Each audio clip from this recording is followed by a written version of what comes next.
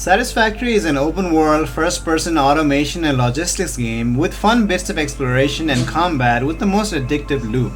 Explore an alien planet, locate resource deposits, set up mining operations, craft things, build machines that craft them for you, craft bigger items, and use them to craft even bigger machines that craft even more complex parts, and so on. The game provides super satisfying feel of progressively getting more and more complex problems to solve, actually solving them, and getting rewarded with cool toys that aid in exploration of the world, self-defense, or just for having goofy fun like this chain of ramps to bounce around on. In Satisfactory, the 3D Factorio, as it is also lovingly or maybe mockingly called, the main draw for me, personally of course, is the fact that the player is given the tools and freedom to transform the world of the game by augmenting it with foundations, walls, bridges, lights, signs, and paths. Satisfactory gives plenty of room for your creativity to shine by letting you place foundations all over the game world to aid in traveling, laying down conveyor lines to transport resources, or to just chill and drive around in a vehicle. If you're like me and grew up as a kid playing with toy train tracks and roads and stuff, then you'll know just how much fun it is to create a whole mess of tracks in the world of your bedroom, table, chairs, and other obstacles in the room, and just go ham with your creation that is different every session you sit down to play. Satisfactory lets you live out this childlike dream in the world of Massage 2 ABB. And yes, the game also features trains, cause why would it not? The rough, uneven terrain coupled with the local aggressive fauna as well as massive height differences in the geography encourage players to build sort of roads using foundations and ramps to make getting from point A to point B easier. Not to mention creating shortcuts to areas that might lead through habitats of dangerous wildlife that will kill you on sight, or plain boring, unscenic, or time-consuming routes. You can see here in the video, I needed to get to the coal deposits down here in this section of the map. But my base is actually way above this level on the other side of this climb here. Getting a vehicle up the narrow path is a tough ask, so I decided to build myself a road through the sky, sort of.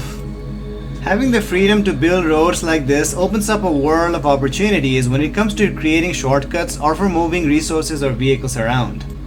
Without a limitation on how high you can build, or without rules of structural engineering, in other words, the game not requiring objects' weight to be physically supported, the player is free to build any kind of structure that gets the job done, or looks good, or both. Some players just love to build structures that look as realistic as a real-world counterpart, whereas some, like yours truly, like to build rickety skeletons of paths that just get the job done. Pray to God the devs don't add structural support requirement in the future. My structures would all collapse in a second. Something that adds a lot of longevity and replayability to the game is that the game has a massive world. I mean, just look at this. I'm flying at a ridiculous speed and still it takes a while to go from map edge to edge.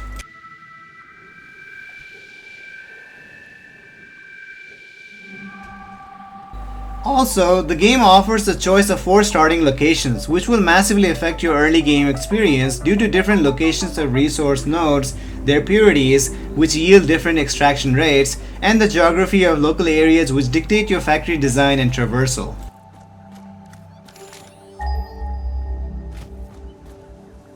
The late game has you exploring every inch of the map to set up mining operations on every desirable resource node to maximize the production in your factories, which brings new logistic problems that need solving.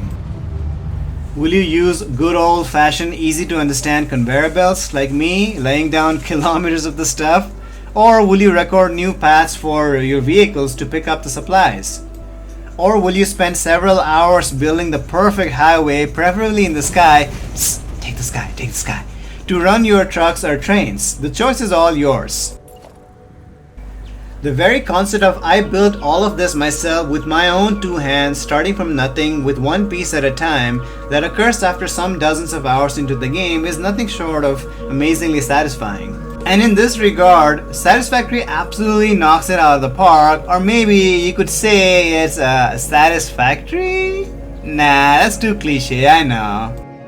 Moreover, it totally helps that the game is first-person perspective, which gives you a front-row seat into observing the beauty of the transformed world you inhabit.